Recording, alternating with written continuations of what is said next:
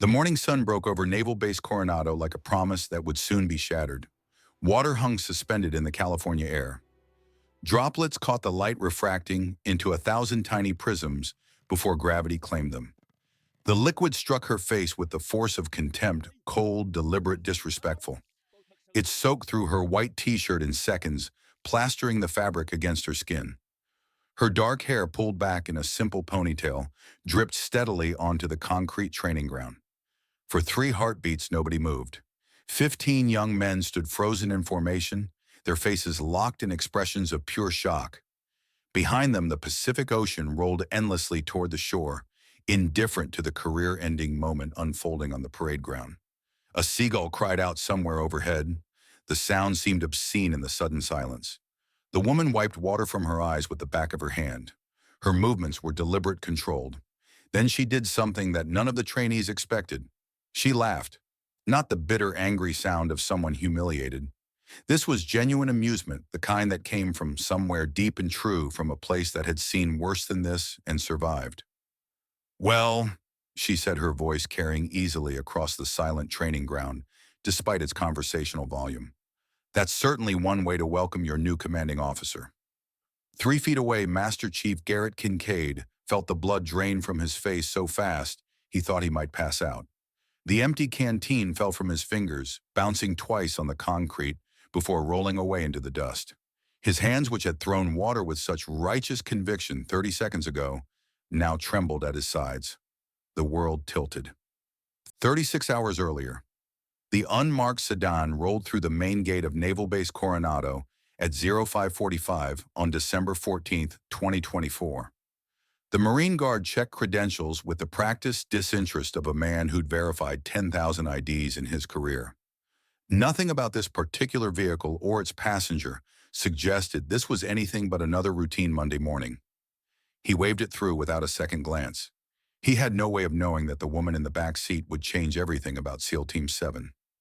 Captain Alexis Thornfield watched the base wake up through tinted windows. She'd specifically requested this arrival time, this lack of ceremony. No honor guard. No press of officers waiting to curry favor. No admirals positioning themselves in proximity to the Navy's youngest female SEAL commanding officer. Just a quiet entrance that would let her see what she was inheriting before anyone knew to put on a show. At 38 years old, Alexis had spent 18 years proving herself in a world designed for men like her father, her brothers, the drill instructors, who'd made her childhood hell in the best possible way. 18 years of blood, sweat, and decisions that still haunted her at 3 in the morning when sleep wouldn't come. 18 years of being excellent when good would have gotten any man promoted. The file folder on her lap was 2 inches thick. Team 7's operational history for the past 18 months made for impressive reading, 12 successful missions, 0 casualties, efficiency ratings that would make any admiral smile for the cameras. But Alexis hadn't made captain by reading only the headlines. She'd spent the past week studying the negative space, the things the reports didn't say. 18 months without a casualty meant 18 months without a real test. It meant comfort, routine, the kind of confidence that got people killed when reality finally stopped being polite. The sedan stopped near the administrative buildings, far from the training areas where Team 7 would already be gathering. Alexis stepped out into the cool December morning, wearing faded jeans that had seen better days, a plain white t-shirt from a long-forgotten 10K run, and sneakers that probably should have been replaced 2 years ago. Dark sunglasses hid sharp green eyes that had seen the worst humanity could offer and still chose to believe in the best. To anyone watching, she looked like a civilian contractor's wife, maybe someone who'd taken a wrong turn trying to find the commissary, exactly as she'd planned. She slung a small tactical backpack over one shoulder and started walking. The driver had offered to wait, but she declined. She needed to be alone for this, needed to feel the base, understand its rhythms. See how her new command operated when they thought no one important was watching. The December air carried the salt smell of the Pacific mixed with gun oil and testosterone. Gulls wheeled overhead, their cries mixing with the distant sound of a drill sergeant's voice carrying across the parade ground. Alexis let her feet carry her toward the training areas, drawn by muscle memory and instinct honed over nearly 2 decades of service. Her phone buzzed against her hip. A text from Admiral Preston. "Ready for tomorrow's ceremony." Tomorrow, the official change of command, the moment when she would stand before SEAL Team 7 in dress whites and accept responsibility for 147 of the most elite warriors America had ever produced. The moment when she would become the youngest female commanding officer in naval special warfare history, whether the old guard thought she deserved it or not. She didn't respond to the text. Preston would understand. He'd been the one to approve her unorthodox arrival after all. He knew what she was doing, even if he'd never say it out loud in mixed company. Alexis's mind drifted backward as she walked, pulled by gravity, toward a memory she'd never fully escape. Mogadishu, Somalia, June 2015. She'd been 35 then, an assault team leader with 12 years already behind her. Every one of them spent proving that the women who'd fought for the right to serve in combat weren't going to waste the opportunity. 3 American journalists had been taken hostage by al-Shabaab militants in the capital. The situation had stretched into its 48th hour when her team got the green light for extraction. She could still feel the weight of her gear settling against her shoulders as the helicopter descended through the hot African night. Could still hear the rhythm of her own breathing inside the helmet, steady and controlled despite the adrenaline singing through her veins. Could still see the faces of her team in the red light of the cargo bay, 8 men who'd trained with her, bled with her, trusted her with their lives because she'd proven she'd never waste them. The compound had been exactly where intelligence said it would be. That was where the easy part ended. The breach was textbook until the 3rd room when they found 2 militants instead of the expected 0. Split-second decisions, her rifle settling against her shoulder with the familiar weight of purpose. The choice between hesitation and action made in the space between heartbeats. They'd brought all 3 hostages home that night. 0 civilian casualties, 0 friendly casualties. The kind of operation that made it into training manuals and Pentagon PowerPoint presentations about precision and discipline under pressure. The Navy Cross had followed, hung around her neck by a vice admiral who'd congratulated her, while his eyes said he still wasn't entirely sure women belonged in naval special warfare. Then more promotions, more assignments that took her further from the field and closer to command. Pentagon briefings where she was the only woman in rooms full of men deciding the future of warfare. Training doctrine development where every recommendation she made had to be twice as good to be taken half as seriously. She'd never wanted command. She'd wanted to be an operator, pure and simple, a trigger puller who slept well, because the people she removed from the world needed removing. But you didn't say no when the Navy asked, especially not when saying yes meant you could change things for the women coming up behind you. Make sure they didn't have to prove themselves quite as many times as you did. The training grounds came into view through the morning haze. Even from a distance, Alexis could hear the distinctive cadence of military instruction, the sharp bark of orders echoing off concrete, the rhythmic sound of boots hitting pavement in synchronized percussion, the metallic click of weapons being assembled and disassembled, the fundamental vocabulary of the trade. A group of 15 trainees was gathered around a senior enlisted man. Even from 200 yards away, Alexis could read the body language like a second language. Confidence earned through blood and time. Authority that came from surviving when others hadn't. The particular brand of intensity that separated men who played warrior from men who lived it. She moved closer, staying to the edge of the training area. Observing. This was what she'd come for, to see her new command in its natural state, unvarnished and real before the performance began. Master Chief Garrett "Bull" Kincaid had been drilling the same basic movements for 90 minutes, but his patience hadn't wavered. At 52 years old, with 28 years in naval special warfare behind him, he'd learned that excellence wasn't built in moments of inspiration. It was constructed through 10,000 repetitions of fundamental skills, each one executed with the same attention to detail as the first. He was tall, just over 6 feet, with the kind of build that came from functional strength rather than gym vanity. His uniform was immaculate despite the dust and sweat of the training ground. Boots polished to a mirror shine, creases sharp enough to cut. The trident insignia on his chest had been earned in blood and salt water, and he wore it with the quiet pride of a man who knew exactly what it cost. The 15 trainees in front of him represented the future of naval special warfare, fresh graduates from basic underwater demolition SEAL training. They'd survived Hell Week, survived the instructors whose job was to break them, survived 6 months of the most grueling military training on Earth. But survival and excellence weren't the same thing. and Garrett's job was to teach them the difference before reality did it more harshly. Again, he said, his voice carrying the weight of earned authority across the training ground.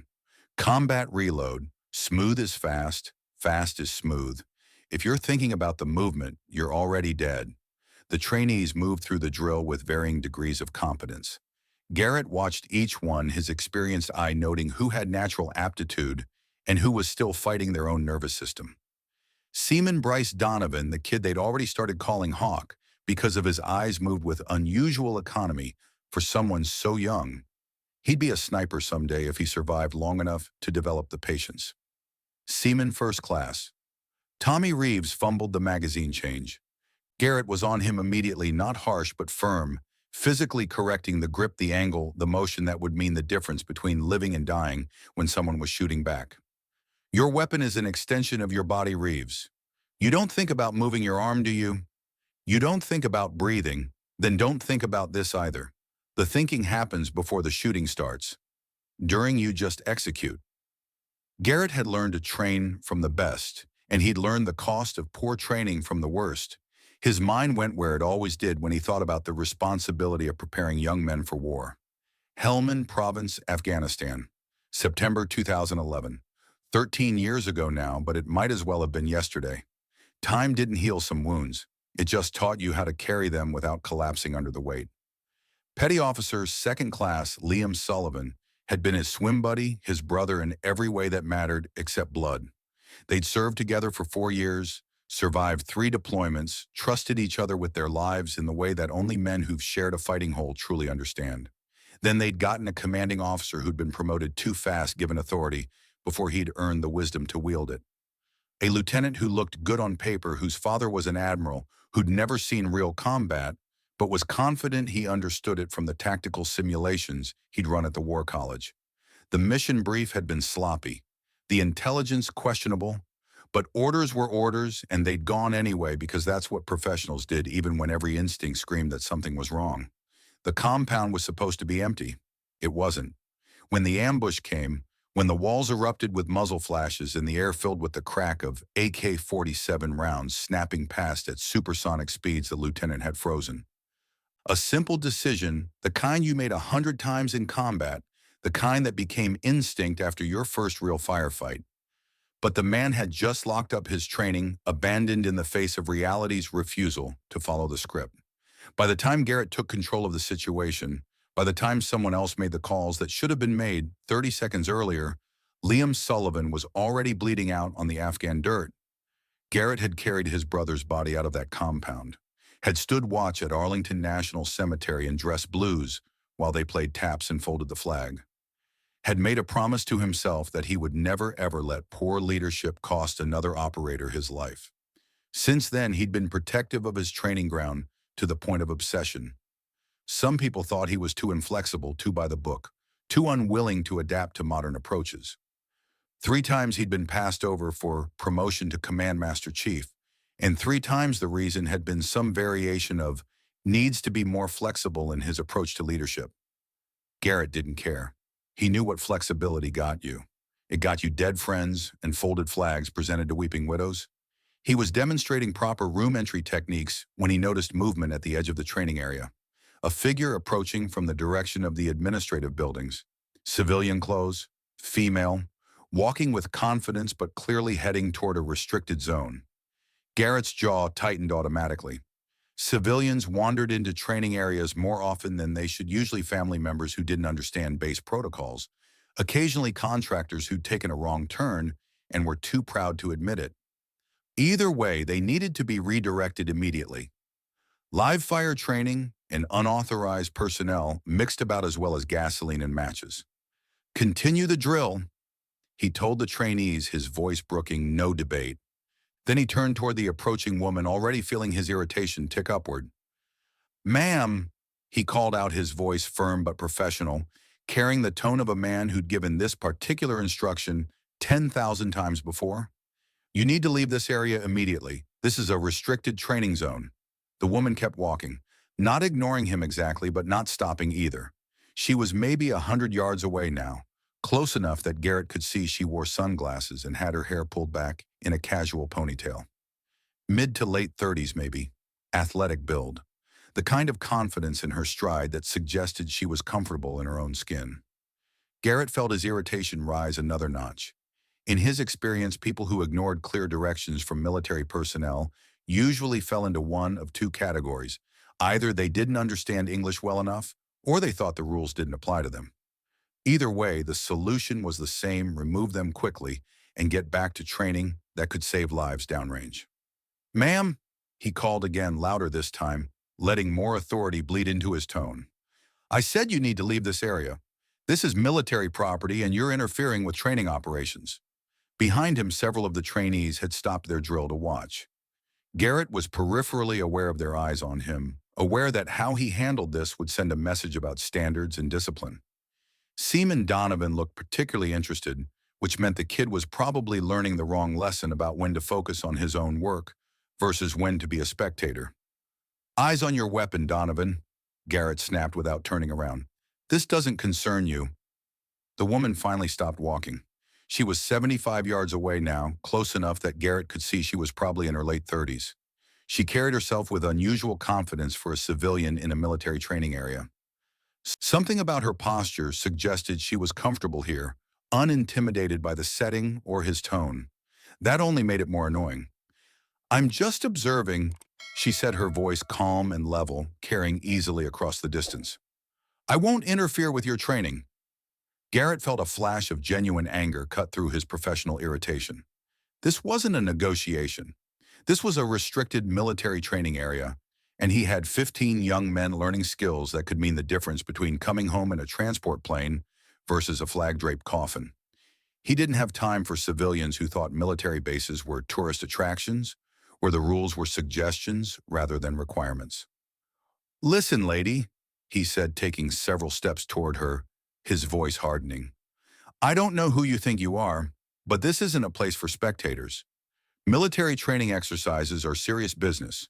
People get hurt when unauthorized personnel wander into operational areas. You need to turn around and walk back the way you came. Right now. The trainees had stopped their drill entirely. All 15 pairs of eyes were locked on the unfolding confrontation, the weapons qualification forgotten. Garrett was aware of this, and it only added fuel to his frustration. Every second spent dealing with this woman was a second stolen from training that could save lives in Fallujah or Helmand or whatever godforsaken place these kids would be deployed to next year. The woman didn't move. She stood there, hands relaxed at her sides, weight balanced evenly on both feet. That posture again, something about it nagged at Garrett's subconscious, but he couldn't place it. It was the way operators stood after years of training, the unconscious readiness of someone who'd been in situations where a split-second response meant survival. But that was impossible. She was wearing jeans and a t-shirt. Her hair was in a ponytail like a soccer mom. There was nothing about her appearance that suggested military training or operational experience. I understand your concerns about security, she replied, maintaining that same infuriatingly calm tone. But I have authorization to be here. Garrett stopped about 15 feet away from her, his hands coming to rest on his hips in a posture that every trainee recognized as their master chief, reaching the absolute limit of his patience. He looked her up and down, taking in the civilian clothes, the casual appearance, the complete absence of any visible credentials or identification. Nothing about her suggested official business or military authorization. Just another person who thought the rules were for other people. Authorization from who? He demanded, his voice sharp enough to cut steel.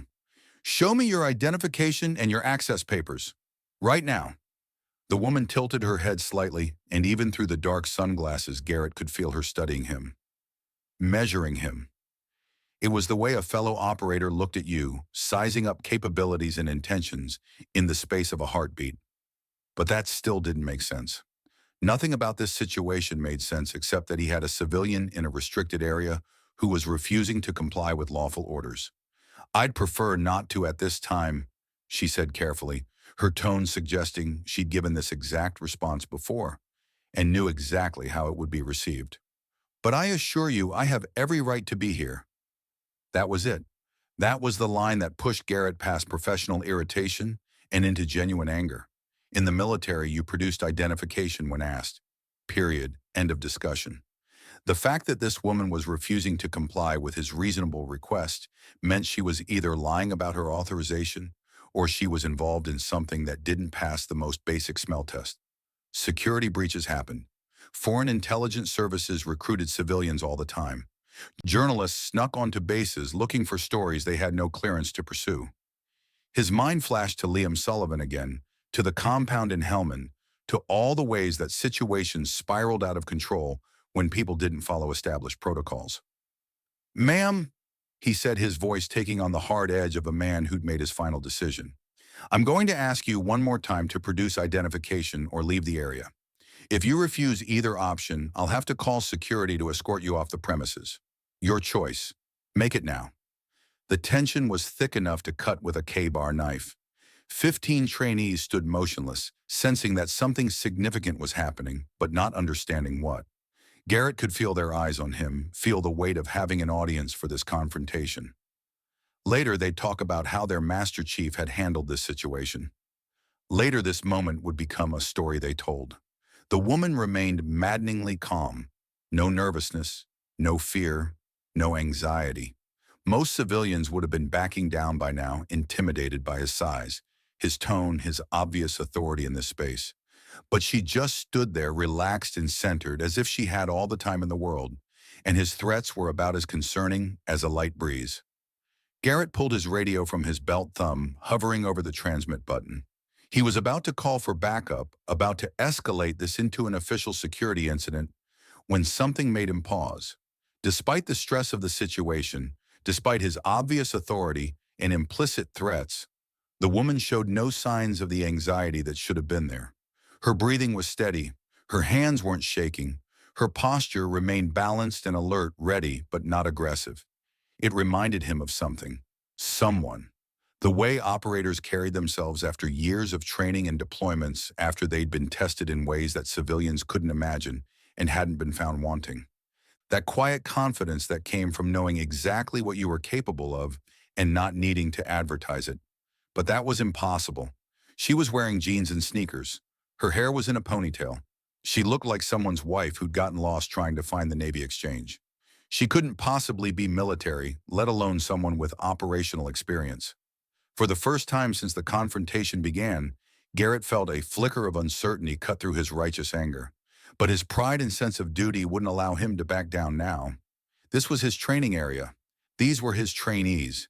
He had a responsibility to maintain security and discipline, regardless of who this woman might or might not be. "Last warning," he said, keying his radio with a deliberate motion meant to show he was done negotiating. "Either show me identification right now or prepare to be escorted off this base by armed security. 3 seconds. Choose." The woman sighed quietly.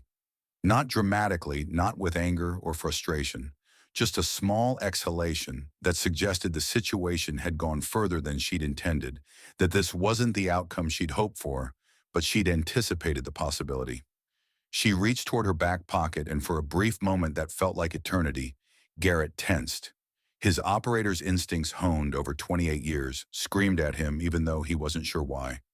His hand moved unconsciously toward his own sidearm, a reflexive motion born from too many ambushes in too many compounds where split-second reactions separated the living from the dead. "Master Chief Kincaid," she said, using his rank for the first time. Garrett's eyes narrowed dangerously. How did she know his rank? His name tape was visible on his uniform? Sure, but his rank insignia wasn't clearly displayed from her position.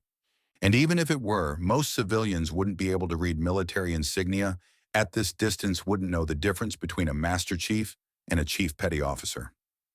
"I think there's been a misunderstanding," she continued, her voice taking on a slightly different quality now. Still calm, still measured, but with an undertone that suggested she was about to change the fundamental nature of this conversation. But Garrett was past listening. All he could see was a civilian who'd wandered into his training area, refused to follow direct orders, challenged his authority in front of his trainees, and was now trying to talk her way out of the consequences of her own actions. He'd been professional. He'd been clear. He'd given her multiple chances to comply with reasonable requests, and she'd ignored all of it. Without fully thinking through the action, Without considering the consequences, Garrett grabbed the military-issue canteen attached to his tactical vest. It was half full, the water still cold from sitting in the December morning air. In one smooth motion, born from frustration and anger, and the absolute certainty that he was right and she was wrong, he unscrewed the cap and hurled the contents directly at the woman's face. The water caught the morning light as it flew through the air. It struck her square on, splashing across her face with enough force to make her stumble backward a step. The liquid soaked through her white t-shirt, immediately plastering the fabric against her skin, running down her neck and arms to pool at her feet on the concrete. "Maybe that will cool you down and help you understand that I'm serious," Garrett said, his voice rough with anger and frustration and the absolute conviction of righteousness. "This is what happens when civilians think they can waltz into military installations and ignore direct orders from military personnel. Security will be here in 2 minutes. You can explain yourself to them." The trainees gasped audibly. Seaman Reeves's mouth fell open. Seaman Donovan took an involuntary step backward. Even the ones who'd seen their Master Chief be stern and demanding, who'd felt the rough edge of his tongue when they screwed up, had never witnessed him lose control like this. The woman stood there, water streaming down her face and neck, her white t-shirt now transparent, pooling at her feet. For a moment that seemed to stretch into eternity, complete silence fell over the training ground. The ocean couldn't be heard. The gulls stopped crying. Even the wind seemed to hold its breath. Everyone waited to see how she would respond. And then she laughed. It started as a quiet chuckle, but quickly grew into genuine amusement. Not the sound of someone humiliated or angry. This was real laughter, the kind that came from somewhere deep and honest, from a place that had seen worse than this, and survived from a perspective that made water in the face seem almost absurdly insignificant. She wiped water from her eyes with the back of her hand, shaking her head in a way that suggested amazement rather than anger. When she spoke, her voice carried a hint of irony that sent ice water down Garrett's spine, despite the California sunshine. "Well," she said loud enough for every trainee to hear clearly, "that's certainly one way to welcome your new commanding officer." The color drained from Garrett's face so fast he actually felt dizzy. Around him, the trainees started to murmur among themselves, pieces of a puzzle suddenly clicking into place with horrible clarity. The confidence, the posture, the way she'd known his rank, the fact that she'd been heading toward the training ground at 0700 on a Monday morning. Garrett felt his stomach drop, like he just stepped off a helicopter without checking his harness. "What did you just say?" he asked, his voice barely above a whisper, already knowing the answer but needing to hear it again, needing confirmation that his career hadn't just ended in the most catastrophically stupid way possible. The woman reached into her back pocket, the waterproof pocket he noticed with sick certainty, and pulled out a military ID holder. Of course it was waterproof. Of course she'd been prepared for exactly this possibility. She extracted a military identification card and a set of official orders, holding them out for Garrett to examine. Water dripped from the documents, but the plastic sleeves had protected everything perfectly. His hands trembled slightly as he took them. The ID card was clear and unmistakable. Captain Alexis Thornfield, United States Navy SEAL. The photo showed the same woman who now stood before him, soaked and dripping, watching him with those sharp green eyes that had seen a dozen combat zones and were now seeing the exact moment his career imploded. The assignment orders were equally unambiguous. Effective December 15, 2024, Captain Alexis Thornfield was to assume command of SEAL Team 7 at Naval Base Coronado, California. The orders bore official seals and signatures from the highest levels of the Pentagon. Admiral Preston's signature was right there at the bottom, as clear as the end of Garrett Kincaid's military career. Garrett felt the blood drain from his face as the magnitude of his mistake crashed over him like a rogue wave. He'd just thrown water on his new commanding officer, humiliated her in front of junior personnel, treated her with utter disrespect. In military terms, what he'd done bordered on insubordination and assault of a superior officer, both court-martial offenses that would end his career, strip his retirement, and quite possibly put him in a military prison. 28 years of service, gone, because he couldn't control his temper for 30 seconds. "Ma'am," he stammered, his earlier confidence evaporating like morning dew in the Mojave. I had no idea. You weren't in uniform, and you didn't identify yourself immediately." I thought you were just a civilian who had wandered into the wrong area. I thought his voice trailed off because there was no ending to that sentence that didn't make him sound like the biggest idiot in naval special warfare history. Captain Thornfield took back her identification and carefully returned it to the waterproof holder. She pulled the wet fabric of her t-shirt away from her skin, clearly considering how to handle this delicate situation. Water continued to drip from her hair, her clothes pooling around her feet in an accusation he couldn't deny. Garrett could see it all now, all the signs he'd missed. The way she moved that was operator movement, economic and purposeful. The alertness in her eyes that was combat awareness. The hypervigilance that never fully went away once you'd been downrange. The confidence that came from having your abilities tested in ways that most people couldn't imagine and proving yourself adequate to the challenge. How had he not seen it? How had he been so monumentally blind? Master Chief Garrett Kincaid, she said formally using his full rank and name. Her voice had changed now, taking on the tone of command that brooked no debate. I assume you are one of the senior, non-commissioned officers assigned to my unit. Yes, ma'am, Garrett replied, snapping to attention with the automatic precision of nearly 3 decades of service. Master Chief Garrett Kincaid assigned to SEAL Team 7 for the past 8 years. Ma'am, I cannot apologize enough. She held up one hand, silencing him. The gesture wasn't angry or dismissive. It was simply the motion of a commanding officer who would speak when she was ready and not before. Captain Thornfield walked in a slow circle around Garrett as he stood at attention. Her wet shoes squeaked against the concrete with each step, a ridiculous sound that would have been funny in any other context. She was using this time to think, to process, to decide how to proceed. Garrett kept his eyes forward, but he could feel her presence as she moved behind him, beside him, in front of him again. The trainees watched this exchange with the fascination of people witnessing a car crash in slow motion. They could see their tough-as-nails instructor reduced to a nervous wreck, and they were beginning to understand that they just witnessed something that could have serious consequences for everyone involved. Tell me, Master Chief, she said as she completed her circle and stood directly in front of him, close enough that he could see water still dripping from her ponytail. What do you think should happen to a non-commissioned officer who assaults his commanding officer? Garrett swallowed hard.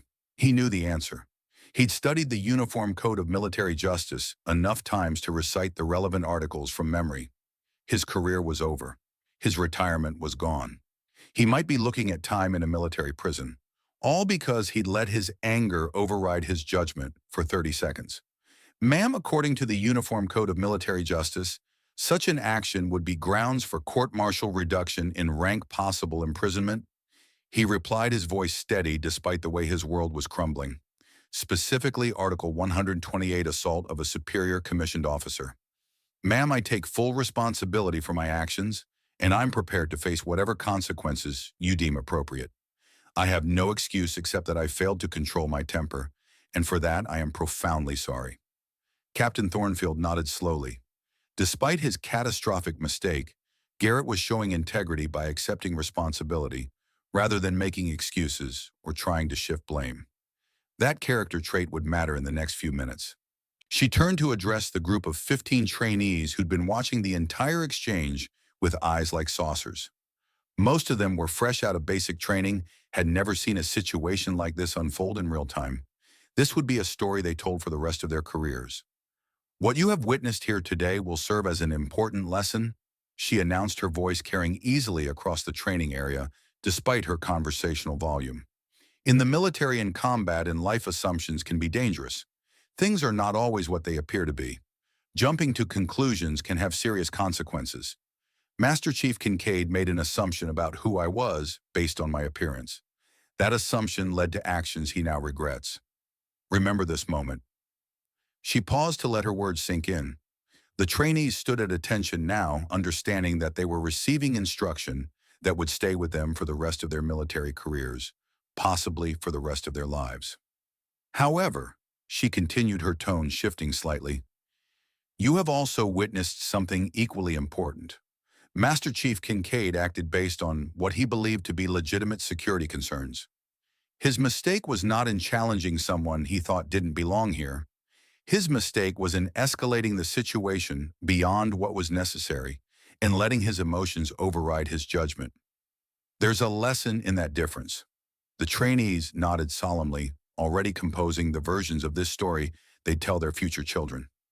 Captain Thornfield turned back to Garrett, who remained at attention, sweat beading on his forehead, despite the relatively cool morning air.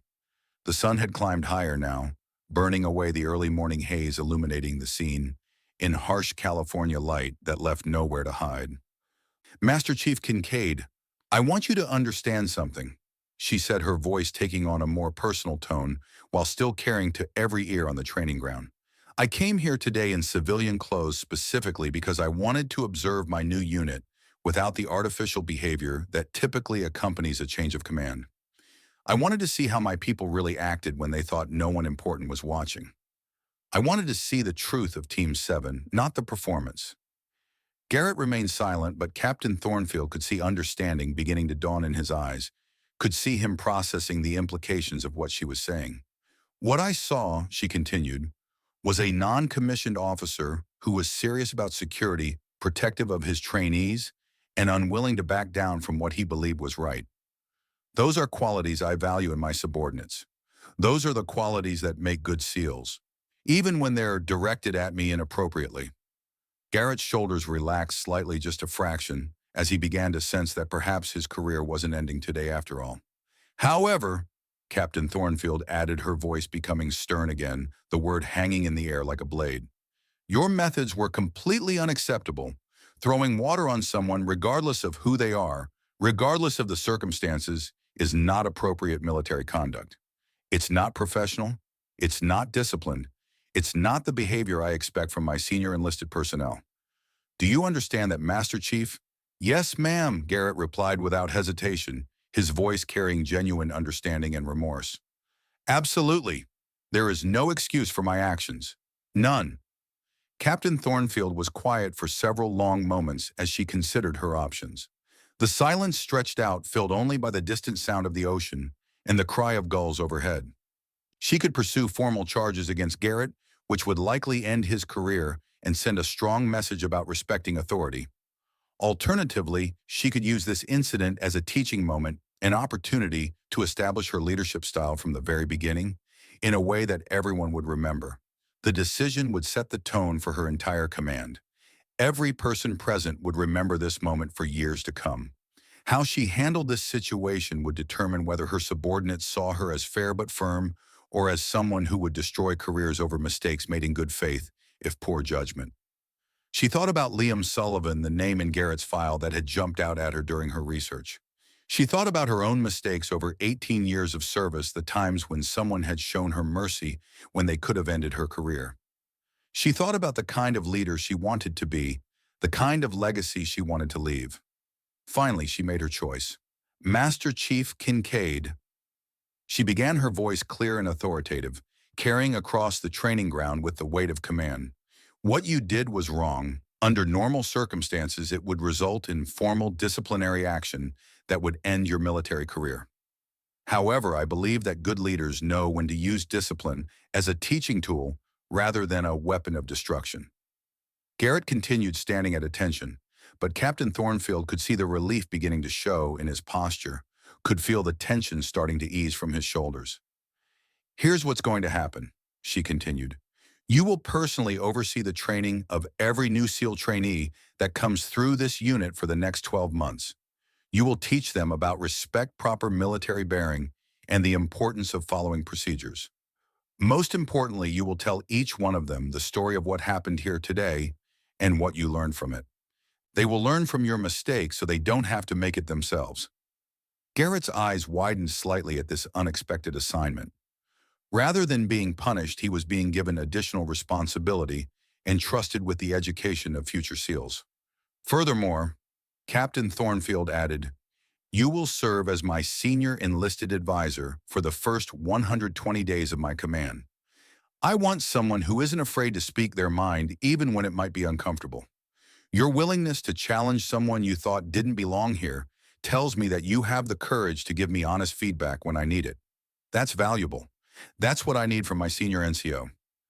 Garrett felt a mixture of gratitude and amazement wash over him. He'd expected his career to be over. Instead, he was being given positions of greater trust and responsibility. It didn't make sense. None of this made sense except that he was standing in front of a commanding officer who understood something about leadership that went beyond regulations and punishment. "Ma'am," he said, his voice thick with emotion he didn't try to hide. "I don't know what to say except thank you. Thank you for giving me this opportunity to make things right. I promise you won't regret this decision." "I'm counting on that, Master Chief," Captain Thornfield replied. "But understand this clearly, this is your one free pass. If you ever again let emotion override your judgment, if you ever again treat anyone with the kind of disrespect you showed me today, there will be no second chances. Are we crystal clear on that?" "Crystal clear, ma'am," Garrett responded immediately, his voice carrying absolute conviction. "It will never happen again. You have my word." Captain Thornfield nodded once, then turned back to address the trainees one final time. They'd been standing at attention this entire time, drinking in every word, understanding that they were witnessing something extraordinary. "As for all of you," she said, her voice carrying to every corner of the training ground, "let today serve as a lesson in leadership, accountability, and second chances. Good leaders don't destroy people for making mistakes. They help them learn from those mistakes and become better operators. They understand that excellence is built through growth, not through fear." She paused, scanning the faces of the young men who would soon be serving under her command in some of the most dangerous missions imaginable. Some of them would die in the line of duty. That was the brutal mathematics of naval special warfare. Her job was to make sure that every death meant something, that no one died for stupid reasons that could have been prevented with better training or leadership. "However," she continued, her tone becoming more serious, "don't mistake compassion for weakness. I expect the highest standards of conduct and performance from every member of this unit. We are Navy SEALs, and that means we represent the very best of the American military. Every action you take, every word you speak, every decision you make reflects on this team and this uniform. I will accept nothing less than excellence. Is that understood?" "Yes, ma'am." The trainees responded in unison, their voices sharp and clear. The December sun climbed higher in the California sky. In the distance, other training exercises continued, unaware of the drama that had just unfolded on this particular corner of Naval Base Coronado. Life went on. The mission continued. But something fundamental had shifted, even if most of the base wouldn't know it until tomorrow's official ceremony. Captain Alexis Thornfield looked at the men assembled before her, 15 young trainees and one veteran Master Chief who'd just learned the hardest lesson of his career, and smiled slightly. Tomorrow would be the official ceremony, the speeches and presentations, and military pageantry. But this moment right here was what leadership really looked like. Messy, uncomfortable, human, and absolutely essential. She pulled her wet t-shirt away from her skin one more time, shook her head at the absurdity of the situation, and turned to walk back toward the administrative buildings. Her shoes squeaked with each step, water still dripping from her hair, but she walked with her head high and her shoulders back. Behind her, Garrett Kincaid stood at attention and watched her go. His mind was reeling, trying to process what had just happened, trying to understand how he'd gone from thinking his career was over to being given additional responsibilities and the trust of his new commanding officer. One of the trainees, Seaman Donovan, whispered to Seaman Reeves, "Did we just watch the CO break a base record for mercy?" "Shut up, Donovan," Garrett said without heat, but he was thinking the same thing. The morning continued as if the world hadn't just shifted on its axis. The trainees returned to their weapons qualification. Garrett supervised with renewed focus every instruction, carrying the weight of someone who'd just been reminded exactly what was at stake. And somewhere in the distance, walking toward a set of temporary quarters where she could change into dry clothes, Captain Alexis Thornfield made notes in a small waterproof notebook about everything she'd observed in her first hour at her new command. Tomorrow would bring the ceremony. Tonight would bring preparation. But this morning had brought something far more valuable, the truth about who her people really were when they thought no one important was watching. And she'd learned that Master Chief Garrett Kincaid, for all his flaws and his catastrophic lapse in judgment, was exactly the kind of NCO she needed. Someone who cared enough about his trainees to challenge anyone he thought was a threat. Someone who had the integrity to accept responsibility for his mistakes rather than make excuses. Someone who could be taught could grow, could become better. The water incident would become legendary. But the lesson it taught about assumptions, about second chances, about the kind of leadership that built people up, rather than tore them down, that would last forever. The Pacific Ocean turned gold in the afternoon light as December 15th arrived with all the ceremony and tradition that the United States Navy could muster. At precisely 1200 hours, the parade ground at Naval Base Coronado, filled with dress whites and scrambled eggs, admirals and captains standing in formation under a sky so blue it hurt to look at directly. Captain Alexis Thornfield stood at attention in her service dress blues, the uniform pressed to perfection, every ribbon aligned with mathematical precision. The Navy Cross sat among them, second only to the Medal of Honor in the hierarchy of American valor. Bronze Star with V device for valor. Purple Heart from a mission in Syria that remained classified. Combat Action Ribbon. The rows of colored fabric told a story that most officers, twice her age, couldn't match. But it was the trident pinned above the ribbons that mattered most. The SEAL insignia eagle clutching an anchor trident and flintlock pistol. Earned through 6 months of hell that broke more men than it made. Worn by fewer than 3,000 people in the entire history of the United States Navy. Admiral Richard Preston conducted the official proceedings with the practiced efficiency of a man who'd overseen a dozen change of command ceremonies. He was 62, gray-haired, with the weathered face of someone who'd spent 40 years at sea. He'd been the one to approve Alexis's unconventional arrival yesterday, and if he knew about the water incident, which he almost certainly did, because admirals always knew his face betrayed nothing. Commander James Briggs, the outgoing commanding officer, gave a gracious speech praising the men of Team 7 and expressing confidence in Captain Thornfield's ability to lead them into the future. He was 55, ready for retirement, and genuinely meant every word.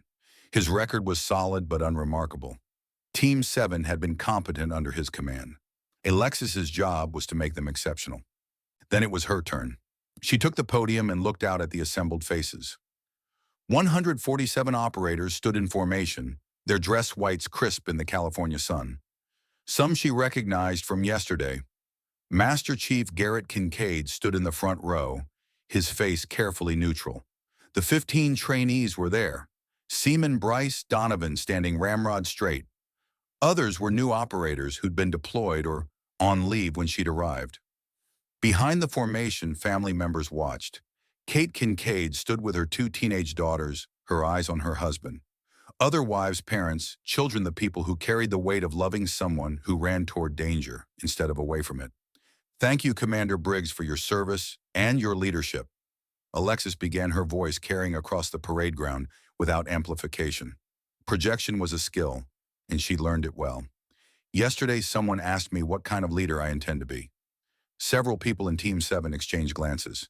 They knew she was talking about yesterday. The story had already spread through the base with the speed that only military gossip could achieve.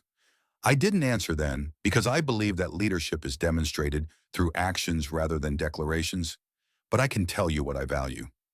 She paused, letting her eyes sweep across the formation. I value competence. I value integrity. I value the courage to admit when we're wrong and the wisdom to learn from our mistakes. Garrett Kincaid's jaw tightened almost imperceptibly. She was talking about him, but also to him, also about herself. The lesson cut both ways. Leadership is earned daily, Alexis continued. It's earned in training. It's earned in combat. It's earned in the 1,000 small decisions we make when we think no one important is watching. My promise to you is simple. I will lead from the front. I will hold myself to the same standards I demand from you. And I will always prioritize bringing every member of this team home alive. The ceremony concluded with the symbolic reading of orders, the passing of the command flag from Briggs to Thornfield, to Preston, and back to Thornfield. Ancient rituals that connected this moment to 250 years of naval tradition. When it was over, Alexis was immediately surrounded by well-wishers officers who wanted to be seen congratulating her enlisted men who were genuinely curious about their new CO civilians, who thought rubbing shoulders with a female SEAL commander might make for good cocktail party conversation. Through it all, she kept one eye on her new team clustered together near the edge of the parade ground, processing and debating their new commanding officer in the way that operators always did. After 30 minutes of handshakes and hollow pleasantries, a woman approached. She was 50 with kind eyes and the particular brand of strength that came from being married to a man who deployed to war zones for months at a time. Kate Kincaid moved with the quiet confidence of someone who'd survived 26 years as a SEAL wife and understood exactly what that cost. "Captain Thornfield," she said quietly, her voice carrying the slight rasp of someone who'd cried herself to sleep too many nights to count. "I'm Kate Kincaid, Garrett's wife. Could I have a moment?" They moved to a quieter section of the parade ground away from the crowd and ceremony. Kate's hands were clasped in front of her knuckles, white with tension that she was trying hard to hide. "I want to thank you," Kate said, her voice thick with emotion she couldn't quite control, "for what you did yesterday." Alexis started to respond, but Kate held up a hand needing to finish. "Garrett called me last night, told me everything. He was terrified he'd ruined his career, that he'd thrown away 28 years of service because he let his emotions get the better of him for 30 seconds. Kate's eyes glistened. 3 years ago, he was passed over for Command Master Chief for the first time. They said he was too rigid, too inflexible. It devastated him. He started doubting himself, questioning whether everything he'd done for this country even mattered. The wind picked up, carrying the salt smell of the Pacific between them. Somewhere in the distance, a bugler was practicing, taps the mournful notes drifting across the base. "Yesterday could have been the final proof that they were right about him," Kate continued. "But instead you showed him that strength and compassion aren't opposites. That admitting mistakes and growing from them isn't weakness, it's the hardest kind of courage. You gave him back his confidence, Captain. You gave him back his sense of purpose." Alexis placed a hand on Kate's shoulder, feeling the tension there, the years of worry compressed into muscle and bone. "Your husband is an exceptional NCO, Mrs. Kincaid. One mistake doesn't erase 28 years of excellence. He earned that second chance by taking responsibility. Not everyone would have done that." Kate nodded, wiping her eyes quickly. "He told me what you said about that lieutenant. About Liam Sullivan. Garrett's carried that guilt for 13 years, wondering if he could have done something different, something more. Knowing that you held that man accountable, it matters, more than you might realize." The reception gradually dispersed as people filtered back to their duties, their families, their lives. The ceremony was over, but the real work was just beginning. As the crowd thinned, Alexis found herself standing, with Admiral Preston on a balcony overlooking the training grounds, watching the sun begin its descent toward the Pacific. "You made the right decision about Kincaid," Preston said, his voice carrying the authority of 4 decades in uniform. "Mercy but not weakness. Accountability without cruelty. That's going to define your command, Captain." "I learned from the best, sir," Alexis replied. Preston smiled slightly. "No, you didn't. You learned from people like me who were too rigid to understand what you just demonstrated. You're better than we were. That's why you're here." The next week brought immediate and dramatic changes to Team 7. Monday morning, 0700 Alexis assembled the entire team in the main briefing room. 47 operators filled the space, veterans with multiple combat deployments, newer operators still proving themselves the full spectrum of naval special warfare excellence and potential. The air was thick with curiosity and skepticism in roughly equal measure. "Gentlemen," Alexis began, standing at the front of the room without notes or podium between her and her men. "Starting today, we're implementing a new training protocol. All exercises will be conducted with integrated mixed teams. Veterans will be paired with operators who have less than 2 years with the unit. No exceptions." The room remained silent, but Alexis could read body language like a second language. Several of the senior operators exchanged glances. Chief Brendan Calloway, the team medic at 48, looked thoughtful but neutral. Petty Officer First Class Derek Whitmore, a 10-year veteran and the team's primary sniper instructor, crossed his arms, the universal body language of skepticism. "Ma'am," Whitmore said, raising his hand with the precise formality that suggested disagreement couched in respect. He was 45, with the lean build of a distance runner and eyes that could spot a target at 1,000 yards. "With respect, we've developed working relationships with our regular teammates over years of operations. We know how each other moves, thinks, reacts under fire. Splitting us up could actually decrease our effectiveness in the field." It was a reasonable objection delivered professionally. Alexis had expected this. She'd been preparing for this moment since she'd first reviewed Team 7's operational history and seen the same names paired together mission after mission, year after year. I understand your concern, Petty Officer Whitmore. She replied, her tone acknowledging the validity of his point without conceding it. And you're right that established relationships are valuable. Chemistry matters. Trust matters. But answer me this, what happens when one of your regular teammates goes down? What happens when you're forced to operate with someone you've never trained with because that's who's available when the bullets start flying? Whitmore didn't have an immediate answer. Around the room, other operators shifted uncomfortably as they processed the question. Integration isn't about destroying what works. Alexis continued, her voice carrying to every corner of the briefing room. It's about making sure everyone can work with everyone. That's how you build a truly resilient team. That's how you make sure that when Murphy's Law comes knocking, and it always does, you're ready to adapt instead of falling apart. She pulled up a PowerPoint slide on the screen behind her. Grainy footage from a helmet camera timestamp marked Mosul, Iraq 2017. Declassified just last year. This is SEAL Team 3, 4th Platoon. Urban raid high-value target.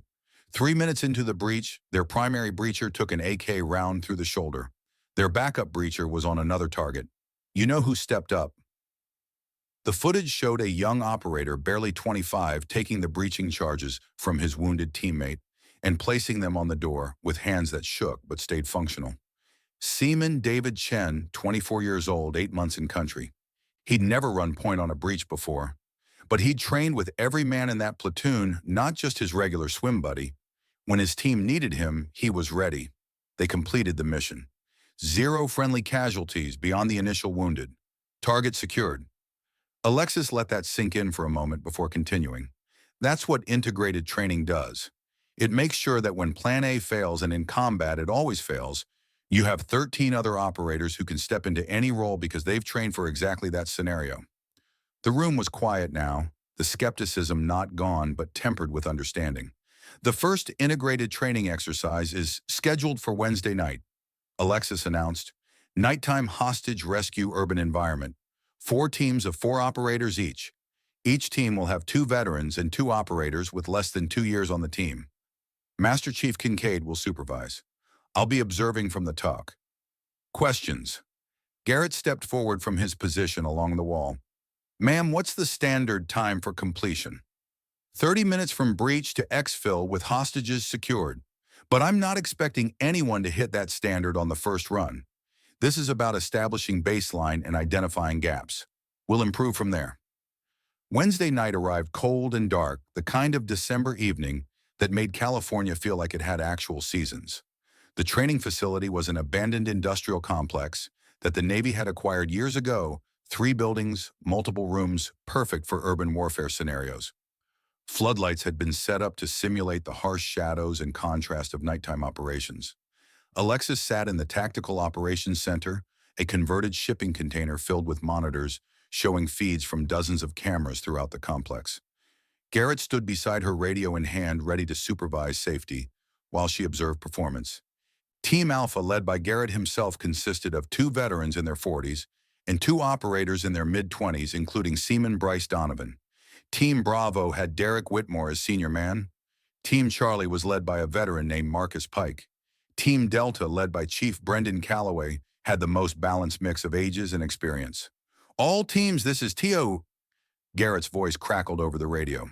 Scenario brief. 3 hostile role players, 2 friendly hostages, multiple rooms with limited visibility. Time limit 30 minutes from my mark. Rules of engagement, positive ID before you shoot, no blue-on-blue treat every corner like it's hiding an ambush, because in Fallujah or Helmand, it will be. Questions. Silence on the radio.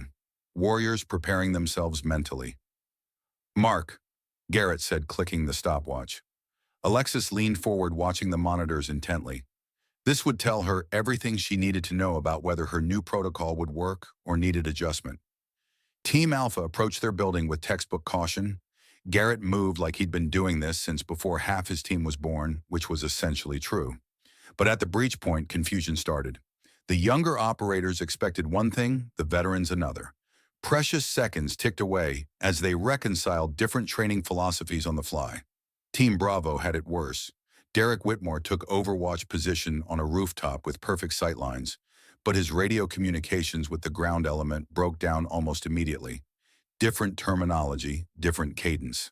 At the 12-minute mark, a friendly got shot by mistake when a rookie operator couldn't distinguish between role players in the chaos. Team Charlie never made it past the initial breach. The veterans wanted to use flashbangs. The younger operators argued for a quieter approach. By the time they agreed, the time limit had expired. Only Team Delta, with Chief Calloway's steady leadership and patient communication, completed the exercise successfully. Even then, they took 47 minutes, 17 over standard. When all teams had finished, Alexis keyed her radio. All teams rally at the TIOC, 5 minutes. They assembled in the cold night air, breath visible in the floodlights. The operators looked frustrated, embarrassed, angry at themselves. These were men accustomed to excellence, and they just failed at something that should have been routine. Alexis stepped out of the TA container and faced them. She let the silence stretch for several seconds, let them feel the weight of their failure. That, she said finally, her voice cutting through the night, was unacceptable. The operators shifted uncomfortably. Some stared at their boots. Others set their jaws and waited for the punishment they knew was coming. It was also, Alexis continued, exactly what I expected. Now they looked up confused. You've all gotten comfortable operating with the same people, using the same methods, falling into the same patterns. Those patterns just got exposed. You struggled with communication. You argued about tactics. You couldn't adapt when things didn't go according to plan. And in 3 of 4 cases, you failed completely. She let that harsh truth hang in the cold air. The question now is what you're going to do about it. Because we're running this scenario again tomorrow night, and the night after that, and every night until you can execute it flawlessly with any combination of teammates I throw at you. A collective groan rippled through the assembled teams, quickly stifled. Welcome to the new Team 7, gentlemen. Alexis said, a slight smile playing at the corners of her mouth. We're going to be comfortable being uncomfortable. Any questions? Chief Brendan Calloway raised his hand. He was 48, with the weathered face of someone who'd spent 25 years in naval special warfare and the calm demeanor of a man who'd seen everything at least twice. Ma'am, with respect, we need more than just repetition. We need standardized communications protocols across all teams, not just within established pairs. We need to agree on tactics before we're in the building, not argue about them at the breach point. Agreed, Alexis said immediately. Master Chief Kincaid will lead a working group to develop integrated SOPs. I want initial recommendations by Friday. We'll implement and test next week. Derek Whitmore spoke up. Ma'am, what about those of us who've been running missions for 10 years? How do we know these new protocols won't get us killed when we're downrange? It was the question everyone was thinking, but only Whitmore had the courage to ask directly. You don't, Alexis replied bluntly. You won't know until you're in actual combat and the old ways fail and the new ways save your life. But here's what I do know, Petty Officer Whitmore. In the past 18 months, Team 7 has run 12 successful missions with 0 casualties. That's excellent. That's the kind of track record that gets units commendations and commanders promoted. She paused, making sure every man was focused on her next words. It's also the kind of track record that breeds complacency. That makes you think you're invincible. And the first time you hit real resistance, the first time Murphy's Law really comes to visit, you're going to discover that your comfortable patterns aren't as unbreakable as you thought. I'd rather discover that here in training, where failure means embarrassment instead of body bags. The operators processed this in silence. It was harsh, but it was true, and they all knew it. Over the next 2 weeks, something remarkable began to happen. The teams that had struggled initially started to improve. Not dramatically at first, the second night's exercise saw only marginal gains. But by the 5th night, communication protocols had solidified.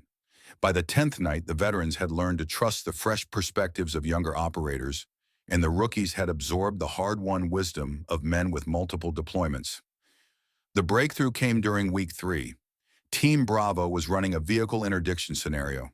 The setup was straightforward: stop a 3-vehicle convoy traveling through a simulated urban area, extract a high-value target from the middle vehicle, exfiltrate before enemy reinforcements arrived.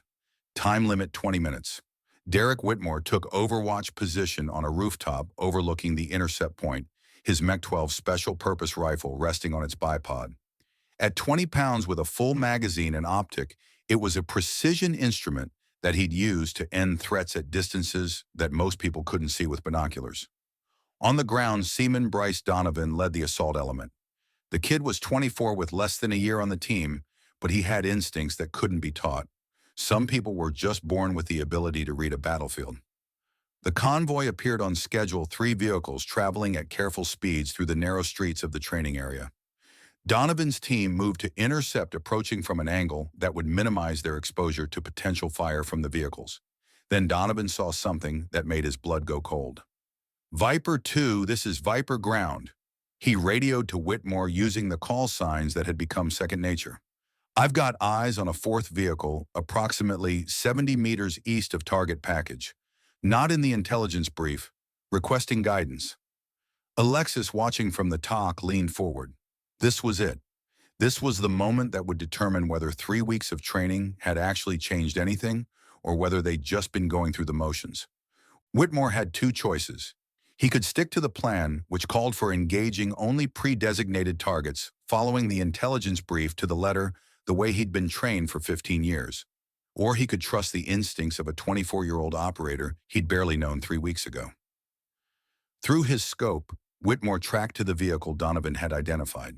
Even at 400 yards, he could see it was packed with role players carrying weapons. It was an ambush element added by the scenario designers to test adaptability. 13 years ago in Helmand Province, Derek Whitmore had watched a young operator named Liam Sullivan die because someone hadn't trusted his instincts about a bad situation. That memory had haunted him through 100 missions, shaped every decision he'd made since. But 3 weeks ago, Captain Thornfield had briefed the entire team about Mogadishu in 2015, about how she'd trusted a 23-year-old corpsman's gut feeling that something was wrong with their approach, adjusted the plan on the fly, and saved 3 hostages because she'd been flexible enough to listen. Viper ground, this is Viper 2. Whitmore's voice came back steady and decisive. Unknown vehicle is hostile. I have positive ID on armed role players. Recommend abort current approach vector and execute flanking maneuver north approach per SOP Delta 3. I'll provide overwatch. Viper 2, Viper ground copies. Executing Delta 3. Donovan's team pivoted smoothly, using the standardized flanking procedure they drilled 24 times over the past 3 weeks. Whitmore kept his scope on the ambush vehicle, calling out positions and movements. The team adapted to the new threat, incorporated it into their plan, and executed the mission with a precision that would have been impossible 3 weeks earlier. Time to completion, 16 minutes, 40 seconds. Well under the 20-minute standard. Perfect execution despite a significant deviation from the initial plan.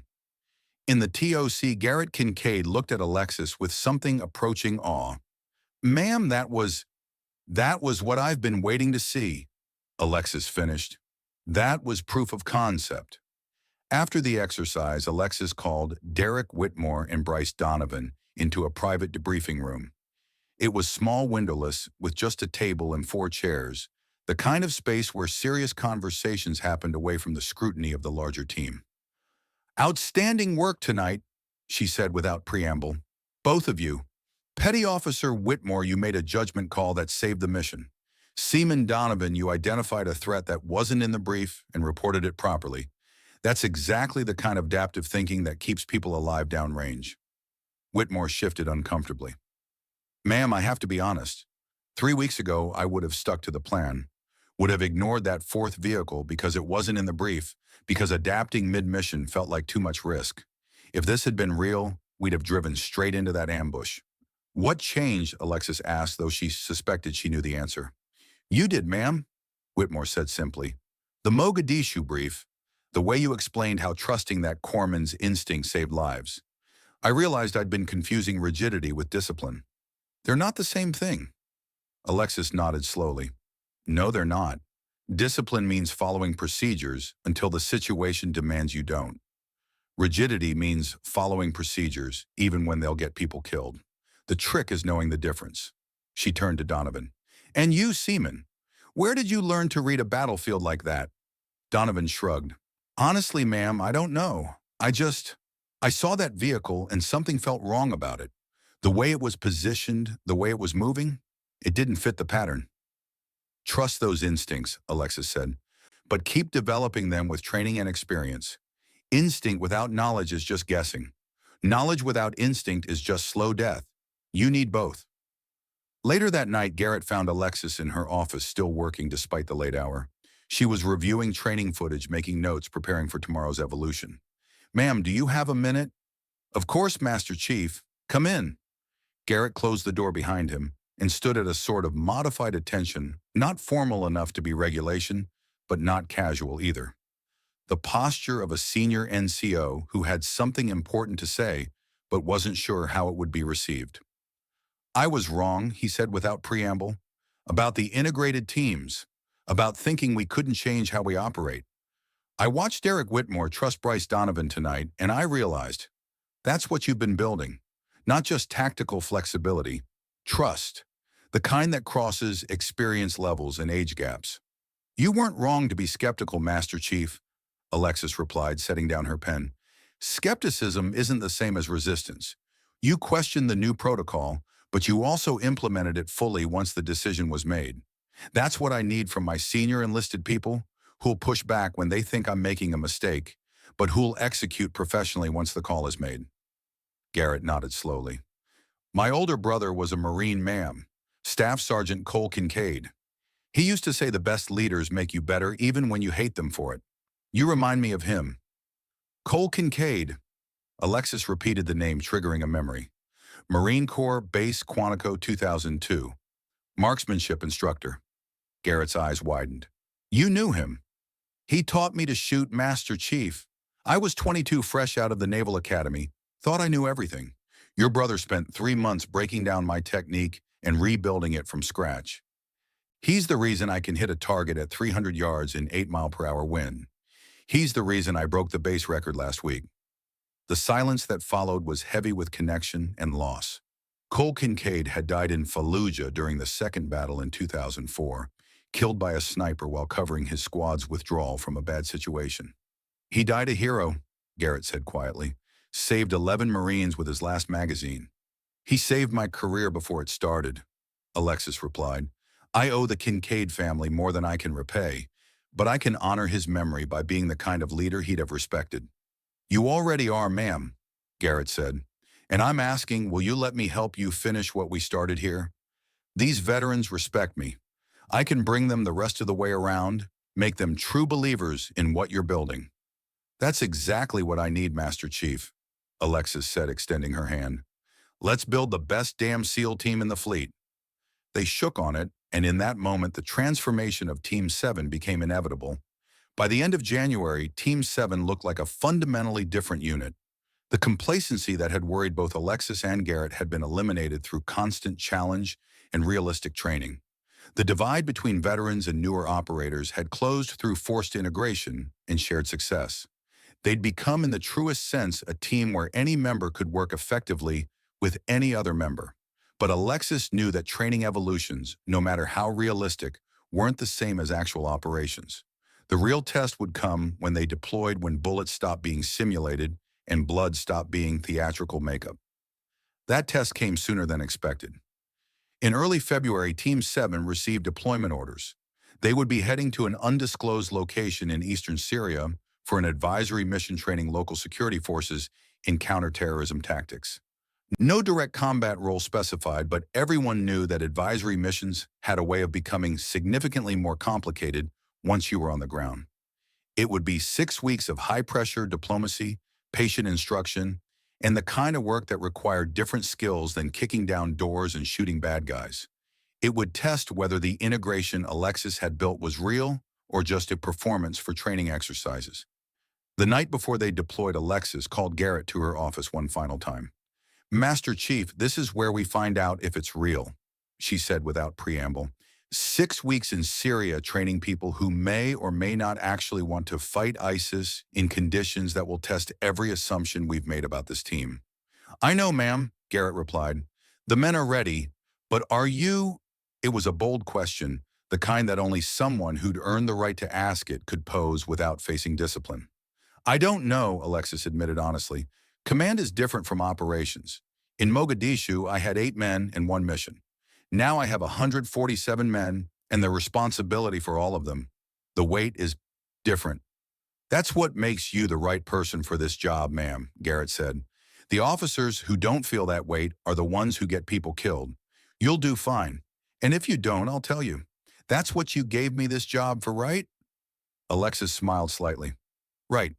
Thank you, Master Chief, for taking the second chance and proving it wasn't wasted. Thank you for giving it, ma'am. See you in Syria. As Garrett left, Alexis turned to look out her window at the dark Pacific Ocean. Somewhere out there beyond the horizon, young men with guns and extremist ideology waited to test everything she'd built. In 6 weeks, she'd know whether the water incident had been the beginning of something extraordinary or just an interesting story that would be footnoted in her career obituary. Either way, there was no turning back now. Team 7 deployed at 0400 the next morning, leaving Coronado behind as they flew east toward a desert that would either validate or destroy everything Alexis Thornfield believed about leadership trust and the power of second chances. The proving wasn't over. It had only just begun. The heat in eastern Syria was like nothing the younger operators had experienced. It wasn't the dry heat of California or Nevada training ranges. This was ancient heat, biblical heat, the kind that had been baking this particular stretch of desert since long before America existed. At 115 degrees Fahrenheit by noon, it turned vehicles into ovens and made body armor feel like wearing a heated blanket wrapped in sandpaper. Captain Alexis Thornfield stood in the shade of a canvas awning, watching her 12-man element run training drills with Kurdish Peshmerga fighters. Master Chief Garrett Kincaid led the ground element, his voice carrying across the makeshift range with the same authority it had carried at Coronado, though now it competed with the constant low rumble of distant artillery and the occasional crack of sniper fire from ISIS positions 5 kilometers to the east. The advisory mission had started 4 weeks ago, with cautious optimism and cultural sensitivity briefings. The reality on the ground was more complicated. The Kurdish fighters were brave, committed, and utterly lacking in the kind of tactical discipline that kept people alive in modern urban warfare. They'd been fighting ISIS for years with raw courage and minimal training, taking casualties that would have broken most conventional units. Team 7's job was to change that, to take 180 fighters with AK-47s and basic infantry tactics and turn them into something resembling a counterterrorism force that could operate independently once the Americans left. It was tedious work, often frustrating, and it required exactly the kind of patience and adaptability that Alexis had been building for the past 3 months. The integration training at Coronado was paying dividends in ways she hadn't fully anticipated. The veterans like Derek Whitmore and Chief Brendan Calloway had the tactical experience to understand and teach complex maneuvers, but the younger operators like Bryce Donovan were closer in age to many of the Kurdish fighters, which made communication and rapport building significantly easier.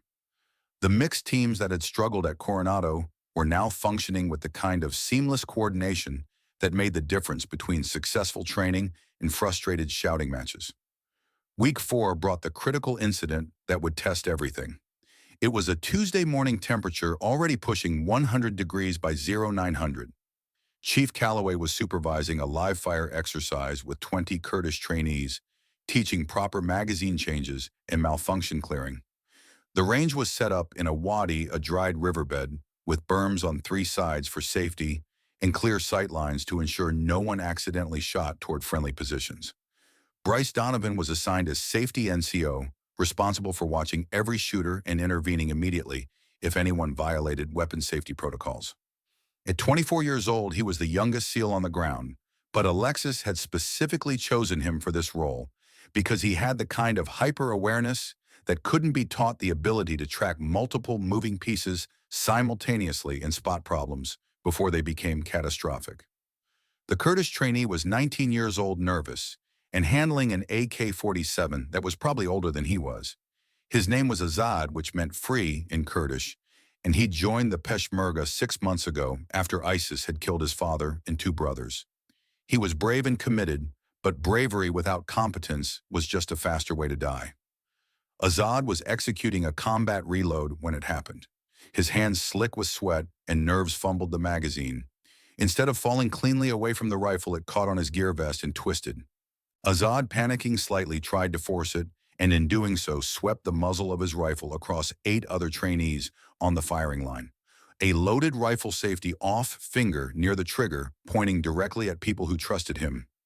Donovan saw it happen in the kind of slow-motion clarity that combat veterans talked about, but couldn't quite explain to anyone who hadn't experienced it. Time didn't actually slow down. Neuroscience was clear on that. But your brain processed information faster, noticed more details, made connections that normally would take seconds of conscious thought. He covered the 15 feet between himself and Azad in less than 3 seconds, moving with the explosive speed that came from 10,000 hours of training. His hands were already reaching out, already knowing exactly where they needed to be. He grabbed the rifle barrel, forcing it skyward while simultaneously stepping into Azad's personal space to break the young man's grip on the weapon. The AK-47 discharged once, the round going harmlessly into the Syrian sky, the report echoing off the Wadi walls like thunder. Then Donovan had control of the weapon, had it safely pointed away from everyone, had Azad pushed back and away from the other trainees. The entire thing took maybe 5 seconds. The entire thing could have ended with 8 dead trainees and an international incident that would have made headlines and ended careers. Chief Calloway was there immediately, taking the rifle from Donovan, checking chamber and magazine, rendering it safe. The other trainees stood frozen, only now processing how close they'd come to disaster. But Donovan didn't yell at Azad, didn't humiliate him in front of his peers, which would have been the natural response after that kind of dangerous incompetence. Instead, he pulled the young Kurdish fighter aside away from the group and spent 20 minutes working one-on-one with him, demonstrating the proper grip, the proper motion, the proper mindset for handling weapons under stress. He did it without embarrassment, without anger, with the patient intensity of someone who understood that mistakes were how people learned as long as they survived them. The Kurdish commander, a weathered 40-year-old named Hemen, who'd been fighting ISIS since 2014, watched the entire exchange. Afterward, he sought out Alexis, where she was coordinating with Coalition Command in a converted shipping container that served as their tactical operations center. "Captain Thornfield," Hemen said in careful English, shaped by British military advisors who'd trained him years ago. "Your young sergeant with the eyes like a hawk. What is his name?" "Seaman Donovan, sir." Alexis replied, always careful to show respect to local commanders, regardless of official rank equivalencies. "We call him Hawk for exactly that reason." "He saved Azad's life today," Hemen said. "Saved 8 lives truly. But more than this, he did it without making Azad feel shame in front of his brothers. That takes wisdom beyond his years." "You taught him this?" Alexis considered the question carefully. "I created the environment where he could grow into the operator he was always capable of becoming. The wisdom was already there. I just made sure we didn't crush it with rigid doctrine." Hemen nodded slowly. "You are different from other American commanders I have known. Most come here thinking they know everything, that we are children who need instruction from fathers. You come as teacher who also learns. This is rare. This is valuable." "We're all learning, sir," Alexis said. "Your men have been fighting ISIS for years with limited resources and training. They have battlefield experience that most of my operators will never match. We're here to share tactical knowledge, but we learn courage and resilience from watching your fighters. It's an exchange, not a lecture." That conversation, that mutual respect, would matter more than Alexis realized in the coming days. Week 5 brought the ambush that no one saw coming. Intelligence had indicated that ISIS activity in their sector was minimal. The terrorist group was focused on positions 50 kilometers to the east, where Iraqi forces were pushing a major offensive. Team 7's area was supposed to be quiet, safe enough for training operations without significant combat risk. Intelligence was wrong. It was a routine patrol, the kind they'd run dozens of times over the past month. 12 American operators, 12 Kurdish Peshmerga, checking village perimeters and meeting with local leaders to gather information about ISIS movements. Master Chief Kincaid led the patrol with the same careful attention he brought to everything, treating routine operations like they could turn deadly at any moment, because in his experience they often did. The RPG came from a building they'd cleared 15 minutes earlier.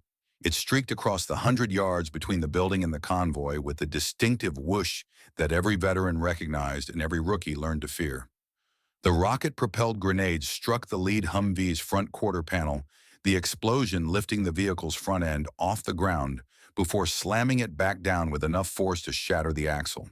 Then the small arms fire started from 3 positions, textbook L-shaped ambush, exactly the kind of tactic that ISIS had perfected over years of asymmetric warfare. Garrett's voice came over the radio calm, despite the chaos shaped by 13 years of processing Liam Sullivan's death into professional competence. Contact front and right flank. RPG team neutralize the lead vehicle. All units establish base of fire and prepare for counterassault. Viper 2 status. Derek Whitmore was in the second vehicle already deploying his Mk-12 to provide precision fire. Viper 2 has eyes on 2 enemy positions, engaging. Chief Calloway was with the wounded in the lead Humvee. 2 Peshmerga casualties, non-life-threatening. Vehicle is combat ineffective. Request immediate QRF. 4 kilometers away in the Tactical Operations Center, Alexis processed the radio traffic with the kind of cold clarity that came from having been in situations exactly like this one. She had 2 choices. She could call in air support and artillery, the safe option that would keep her in the TOC where commanding officers were supposed to stay. Or she could do what every instinct and 18 years of training screamed at her to do. Viper 6, this is actual, she transmitted using her command call sign. I'm coming to you with QRF. Hold position at Rally Point Bravo. 15 minutes. Negative actual. Garrett's voice came back sharp with concern. You are the CO. Remain at TOC and coordinate support. Alexis was already moving, grabbing her rifle, checking her kit with the automatic motions that had been drilled into muscle memory so deep it would probably survive Alzheimer's. I don't ask my men to do what I won't, Viper 6. Rally Point Bravo. 15 minutes. Actual out. She assembled a 6-man quick reaction force. In under 2 minutes, Derek Whitmore had rotated back to base that morning. Chief Calloway was pinned down at the ambush site, but there were 4 experienced operators and 2 of the better Kurdish fighters available. They mounted 2 vehicles and rolled out of the base compound at speeds that made the Kurdish drivers nervous, but got them to the fight before anyone else died.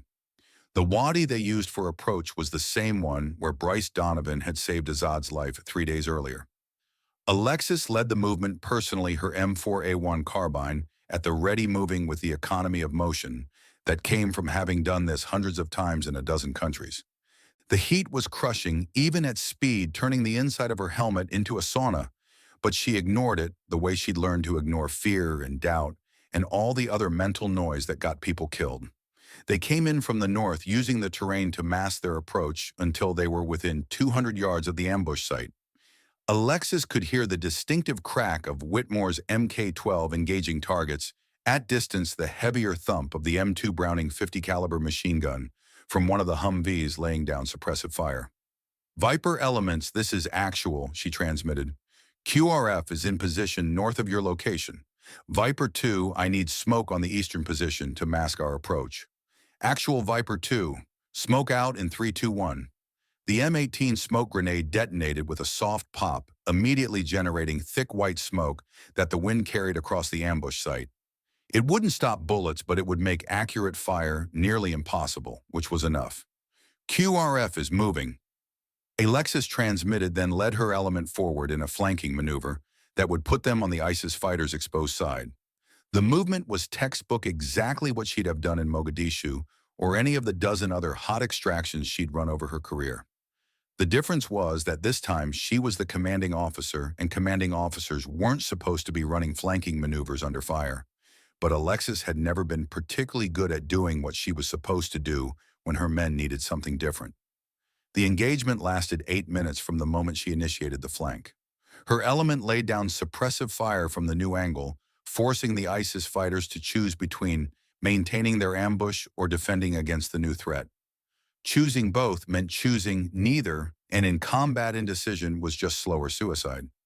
Whitmore dropped 2 fighters at 400 meters with the precision that had made him legendary among the sniper community. Alexis personally put 40 rounds of 5.56 NATO ammunition, downrange her shooting as accurate under fire as it had been on the qualification range at Coronado. All those lessons from Cole Kincaid 22 years ago, paying dividends in Syrian dust. Chief Calloway used the distraction to extract Garrett's element in the wounded Peshmerga fighters getting everyone to cover before the ISIS position finally collapsed. The surviving terrorists withdrew, melting back into the urban terrain like they'd been trained to do, living to fight another day, but no longer in a position to inflict casualties. 0 American casualties. 2 Kurdish wounded, neither life-threatening.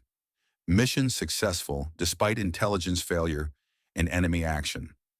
After the immediate crisis passed, after casualties were evacuated and security was reestablished, Garrett found Alexis checking her rifle, methodically cleaning it, in the shade of a vehicle.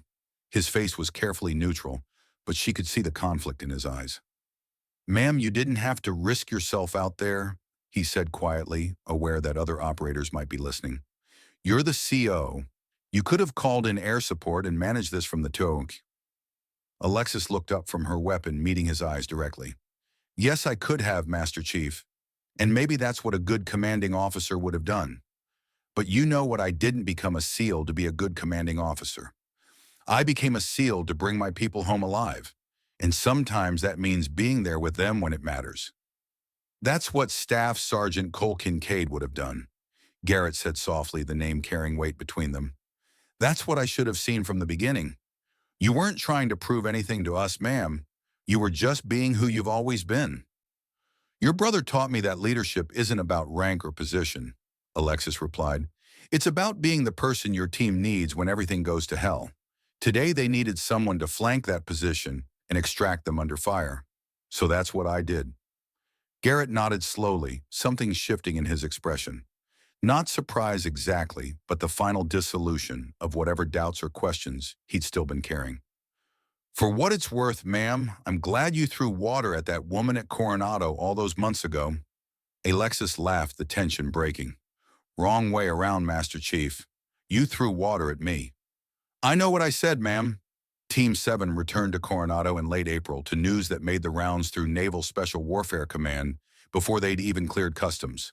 The unit had been selected for the Naval Special Warfare Group 1 Excellence Award, recognizing sustained operational excellence and training innovation under Captain Thornfield's command. The citation specifically mentioned the integrated training doctrine that had allowed Team 7 to function with unprecedented flexibility during their Syria deployment. It mentioned the successful advisory mission that had trained nearly 200 Kurdish fighters. It mentioned 0 casualties despite operating in a combat zone for 6 weeks. What it didn't mention, because military awards never mention the things that actually mattered, was the culture change that had transformed a competent unit into an exceptional one. It didn't mention the second chance that had turned a rigid Master Chief into one of the most effective senior enlisted advisors in the SEAL community. It didn't mention the water incident that had started everything, but the people who mattered knew. And in the tight-knit community of naval special warfare, that was enough. Alexis attended the award ceremony at Virginia Beach in early May, accepted the plaque on behalf of her team with a brief speech that focused on the operators rather than the leadership, then flew back to California the same day.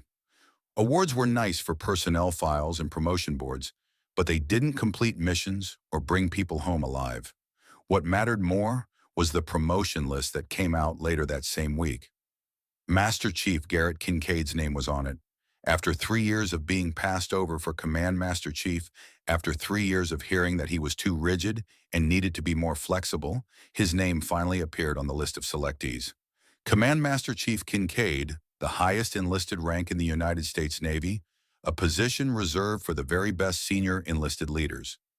The promotion ceremony was held on a Friday afternoon in late May on the same training ground where Garrett had thrown water at Alexis 6 months earlier. The parallel was not lost on anyone present. Kate Kincaid stood in the front row with their 2 daughters, 17 and 15, watching their father receive recognition that had seemed impossible just half a year ago. Admiral Preston flew in from Virginia to conduct the ceremony personally, which was unusual but not unprecedented for a Command Master Chief promotion. What was unprecedented was Captain Alexis Thornfield pinning on the new rank insignia herself, stepping forward to attach the silver-fouled anchor to Garrett's collar, while the assembled crowd watched in silence. "Command Master Chief Kincaid," Alexis said formally, her voice carrying across the training ground. You earned this through 28 years of exceptional service and a demonstrated ability to grow as a leader when growth was required. Your flexibility and adaptability under pressure have made you invaluable to this command and to the Navy. Congratulations. Thank you, ma'am, Garrett replied, his voice steady, despite the emotion visible in his eyes. Then more quietly, so only she could hear, I threw water at the best commanding officer I ever served under. You gave me a second chance when I deserved none. I won't waste it. You haven't wasted a single day of it, Master Chief, Alexis replied, and you never will.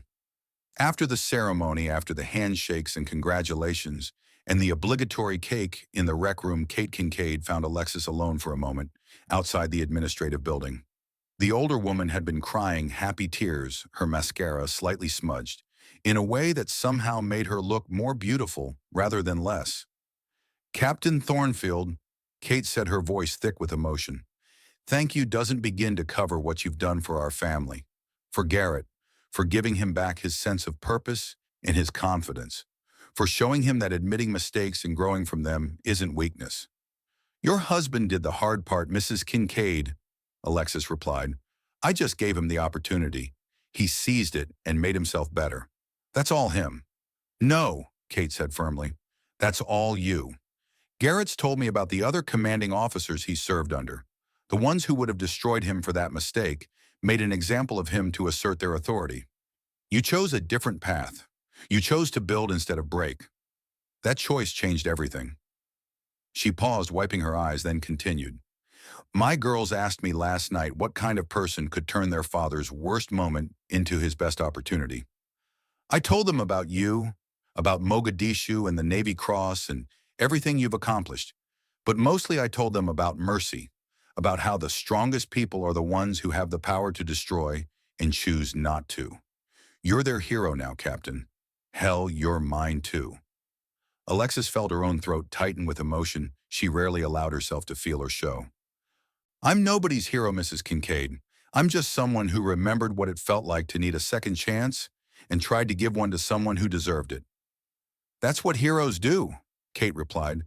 They just don't realize they're doing it. June brought a new class of SEAL trainees to Coronado, 28 young men fresh from basic underwater demolition, SEAL training their bodies lean and hard from 6 months of controlled suffering, their eyes carrying the particular intensity of people who discovered reserves of strength they hadn't known they possessed.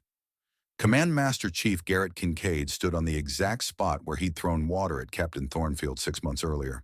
The concrete still had the faint stain where the water had pooled, though probably only someone who knew to look for it would notice. Garrett looked at that stain every day, a physical reminder of the worst and best decision he'd ever made. Before we begin your training, Garrett announced to the assembled class, I'm going to tell you a story about the day I disrespected my commanding officer. The trainees leaned forward, sensing something important. Garrett told them everything. The civilian woman approaching the training ground, his assumption about who she was, the confrontation that escalated beyond reason, the moment he threw water at her face, the horrifying realization of who she actually was, and most importantly, her decision to show mercy rather than destroy him. He told the story with complete honesty, hiding nothing, excusing nothing. He told it the way he told it to every class for the past 6 months, refining the narrative until it had become almost mythic in its clarity and impact. When he finished the training, ground was silent except for the distant sound of the Pacific Ocean rolling endlessly toward shore. Master Chief Kincaid asked permission to tell you that story himself, a new voice said from behind the formation. The trainees turned to see Captain Alexis Thornfield stepping out from where she'd been standing in the shade of a building. That's leadership admitting failure to teach others. She walked to stand beside Garrett, her working uniform crisp despite the June heat. You'll make mistakes, all of you, some small, some potentially career-ending. What matters isn't the mistake itself, it's what you do after. Do you take responsibility? Do you learn? Do you become better? That's what separates good operators from dead operators. One of the trainees raised his hand. Ma'am, how did you know he was worth the second chance? It was a good question, the kind that cut through surface details to the heart of the matter. I didn't, Alexis admitted. Not for certain, but I knew he'd served for 28 years with distinction. I knew he'd lost someone because of weak leadership and had spent 13 years trying to prevent it from happening again. I knew he took responsibility immediately instead of making excuses. Those were indicators, not guarantees. I gambled that his character was stronger than his mistake. I won that gamble. What if you'd lost? Another trainee asked. Then I would have learned from it and made different decisions going forward, Alexis replied. Leadership is making judgment calls with incomplete information and accepting the consequences. Perfect certainty doesn't exist downrange. You do the best you can with what you know, and you live with the results. She paused, looking at the young faces before her, seeing the next generation of naval special warfare. Some of these men would die in combat. That was the brutal arithmetic of the profession they'd chosen. Her job, Garrett's job, Team 7's job was to make sure that when they died, it was for reasons that mattered, not because of preventable failures in leadership or training. The story of what happened here will follow you throughout your careers, she continued. People call it the water incident now. It's become a case study at the Naval Postgraduate School in Leadership Under Pressure. But I want you to understand what it really represents: the idea that strong leaders don't break people for making mistakes. They help them become better. That's the standard I expect from every operator in Team 7, from the newest trainee to the most experienced veteran. We build each other up. Always. Over the next 6 months, the water incident spread through the naval special warfare community like folklore, like mythology, growing and changing with each retelling but maintaining its essential truth. Young officers told it to their junior enlisted when someone made a serious mistake. Senior enlisted leaders referenced it when counseling junior NCOs. It appeared in professional development curricula at training commands across the Navy. The story took on a life of its own, but at its center remained the simple truth of what had happened that December morning. One mistake, one decision, one second chance that had changed everything. 5 years passed. 5 years of successful missions, of lives saved, of young operators trained and developed. 5 years of building Team 7 into something that exceeded every metric for excellence in naval special warfare. 5 years of proving that leadership based on mercy and accountability could be as effective as leadership based on fear and punishment. By December 2030, the world had changed in ways both large and small. New threats had emerged. Old enemies had evolved. The nature of warfare continued its endless adaptation to technology and tactics. But the fundamental truth about leadership remained constant. People followed leaders they trusted, and trust was earned through actions, not proclamations. Master Chief Garrett Kincaid was 57 now, his hair more gray than brown, his face carrying the deep lines of someone who'd spent 3 decades in the sun and wind of a dozen combat zones. He'd risen to become Force Master Chief for Naval Special Warfare Command, the highest enlisted position in the entire SEAL community. He was responsible for the training, welfare, and professional development of every enlisted SEAL in the Navy, a position that brought him full circle to where his passion had always been. The retirement ceremony was held on a cold December morning that felt like an echo of that day 5 years earlier. Garrett stood in dress blues on the same parade ground where he'd thrown water at a woman who would change his life in ways he couldn't have imagined. Admiral Preston was there, older now, but still carrying the authority of 4 decades in uniform. Kate Kincaid sat in the front row with their daughters, both of them in college now, both of them planning military careers, inspired by their father and the woman who'd believed in him. And Captain Alexis Thornfield, except she wasn't a captain anymore. Rear Admiral Alexis Thornfield stood at the podium to give the keynote speech at Garrett's retirement. She wore the uniform of a flag officer, now the single star on her shoulder boards representing a rank that fewer than 100 people in the history of the Navy had achieved. At 44 years old, she was the youngest female flag officer in naval special warfare history, and she was being considered for promotion to Rear Admiral Upper Half, which would make her one of the most senior women in the entire Department of the Navy. Master Chief Kincaid, she began, her voice carrying across the parade ground with the same clear authority it had carried 5 years ago, when she was soaking wet and laughing at the absurdity of her situation. When I first met you, you threw water at me. Laughter rippled through the assembled crowd. Everyone knew the story. Some had been there. Others had heard it retold so many times it had become part of the collective memory of naval special warfare. It was not, Alexis continued with perfect comic timing, the welcome I had anticipated for my first day as commanding officer of SEAL Team 7. More laughter, this time accompanied by applause.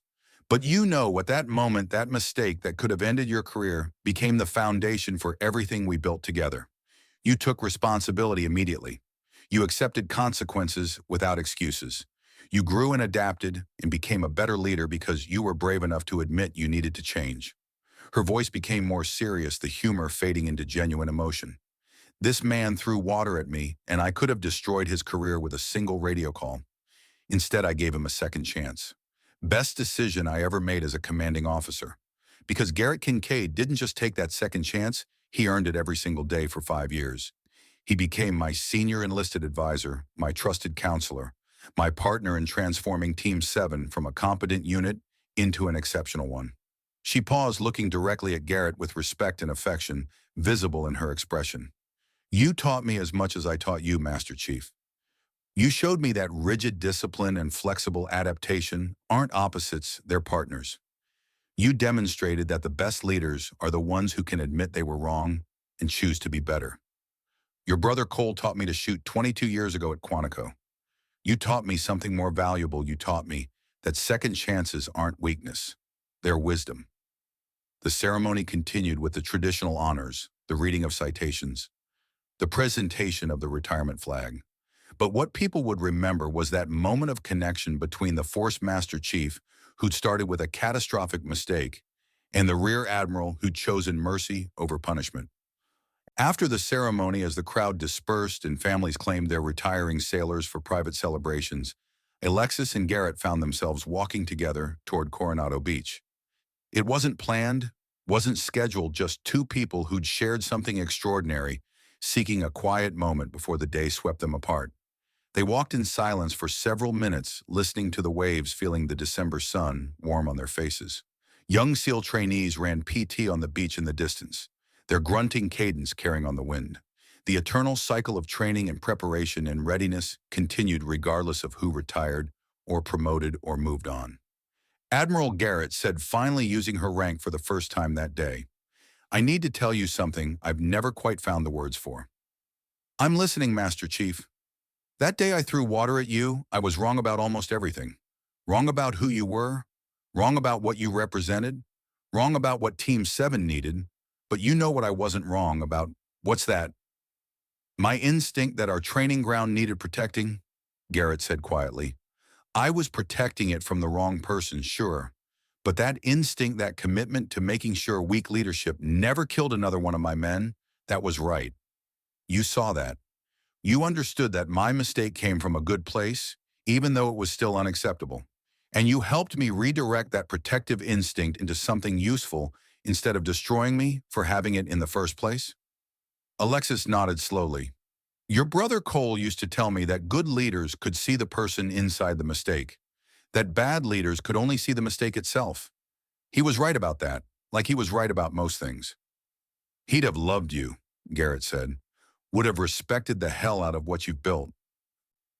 They reached a bench overlooking the ocean and sat down, two warriors watching the sun climb higher over the Pacific, reflecting on battles fought and won, on mistakes made and forgiven, on second chances that had rippled out across 5 years and countless lives. Garrett pulled a canteen from his backpack, the same military-issue canteen he'd carried for 20 years, battered and scarred but still functional. He unscrewed the cap and took a drink, then held it out to Alexis with a mischievous grin. "Want some water, Admiral?" Alexis looked at the canteen, looked at Garrett's face, and burst out laughing. "Don't even think about it, Master Chief. Not even in retirement." They tapped canteens together like warriors toasting after battle. "To second chances," Garrett said. "To proving we deserve them," Alexis replied. They sat in comfortable silence, watching the waves roll endlessly toward shore, watching young SEALs train on the beach below, watching the world continue its eternal cycle of challenge and response, threat and adaptation, mistake and redemption. Somewhere on the base behind them, a young officer was probably making a career-threatening mistake right now. Somewhere a senior enlisted leader was deciding whether to destroy that officer or give them a chance to grow. Somewhere the water incident was being told to another class of trainees as a lesson in leadership and mercy and the strength it takes to admit you were wrong. The story had spread far beyond Coronado now. It was taught at the Naval Academy as a case study in command decision-making. It appeared in leadership books written by retired admirals who'd never experienced anything quite like it themselves. It had become part of the mythology of naval special warfare, told and retold until the details varied, but the essential truth remained. A Master Chief threw water at his commanding officer. She forgave him. Together they built something extraordinary. Years later, when young leaders faced the choice between destroying someone for a mistake or giving them a chance to become better, they thought of the water incident. They thought of Garrett Kincaid and Alexis Thornfield. They thought of second chances and what they could build if they were brave enough to give them. That was the real legacy, not the records broken or the awards received or the promotions earned. The legacy was the ripple effect of one wise decision spreading across generations, changing how leaders thought about failure and growth, and the strength it takes to show mercy when you have the power to destroy. The sun climbed higher over Coronado. Alexis Thornfield and Garrett Kincaid sat on a bench overlooking the Pacific, two warriors at different stages of their journey, connected by a moment of absurdity that had become something profound. The water had dried long ago, but the impact of that moment would last forever. Somewhere in the distance, a drill instructor was training young SEALs. Somewhere, a commanding officer was making a decision about how to handle a subordinate's mistake. Somewhere, the story was being told again, teaching the lesson one more time. Leadership isn't about never making mistakes. It's about what you do after the mistake is made. It's about taking responsibility. It's about growing. It's about becoming better. It's about second chances and the courage it takes to give them. That was the Thornfield Standard. That was the legacy of the water incident. That was the lesson that would echo through naval special warfare for generations to come, long after both Alexis and Garrett had retired, long after their names faded from active service rosters into history books and legend. The water had dried. The lesson remained.